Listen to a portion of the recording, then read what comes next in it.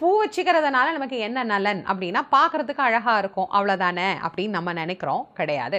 நம்ம பூ வச்சுக்கும் போது அந்த பூக்களில் இருந்து எழக்கூடிய வாசனை நமக்கே தெரியாமல் நமக்குள் பல மாற்றங்களை ஏற்படுத்துகின்றது. அப்படி என்னவெல்லாம் மாற்றத்தை நமக்கு தருது அப்படின்னா, முதல்ல கோபத்தை குறைத்து மன அமைதியை நமக்கு ஏற்படுத்துது. அதற்கு பிறகு நம்முடைய மூளையில் இருக்கக்கூடிய நாளமுள்ள நாளம் இல்லா சுரப்பிகள் அப்படின்னு சொல்கிறோம் இல்லையா, அதை எல்லாம் மிக சரியாக சுரப்பதற்கு உண்டான வேலைகளை அது தூண்டிவிடுகிறது.